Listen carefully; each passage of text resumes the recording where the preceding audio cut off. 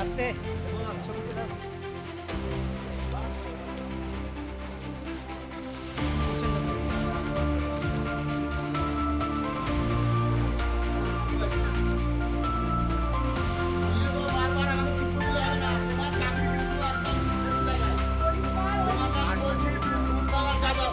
তোমার কিন্তু অবস্থা খারাপ হয়।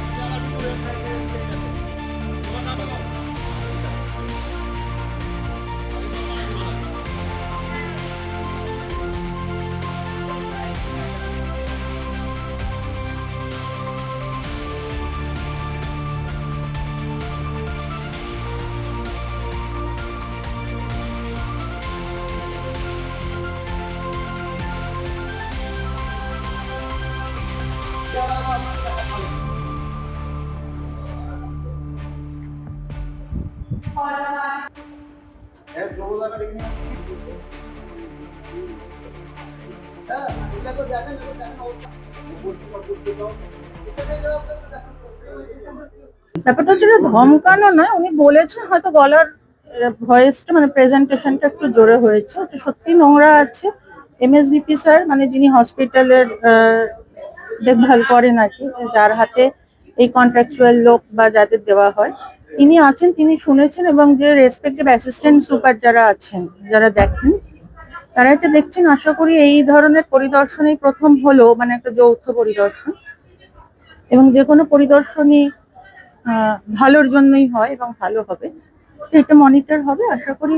অবশ্যই যিনি এত কষ্ট করে এসে উনি ওনার অমূল্য সময় অন্যদিকে না দিয়ে ঘুরছেন আজকে, আমরা তো আশা করবোই এবং উনি করবেন। আমার ভূমিকা মানে যে ড্রব্যাক গুলো উনি বলছেন বা দেখছি, আমাদের আরো রাউন্ড দিতে হবে, আরো বেশি করে কাজ করতে হবে এবং পরিষেবা আরো ভালো দিতে হবে। খুব ভালো নাই তো, খারাপ অবস্থা তো।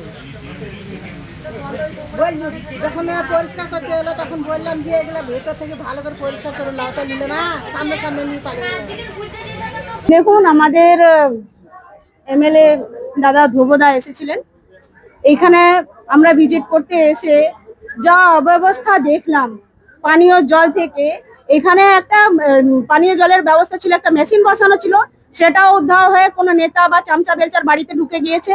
দ্বিতীয় কথা, আমরা দেখলাম পুরো কোনো পরিষ্কার পরিচ্ছন্নতা নেই, কোনো কিছু ব্যবস্থা নেই, মানুষ এরকম সুব্যবস্থা পাচ্ছেন না। স্যার ম্যাডাম এনাদের নলেজে নেই যে এরকম অবস্থা চলছে। সমস্ত সবকিছু আমরা দেখে সেটা এনারা কথা দিয়েছেন, এখান থেকে কথা দেওয়া হয়েছে যে আগামী দিনে সব রকম সুব্যবস্থা থাকবে।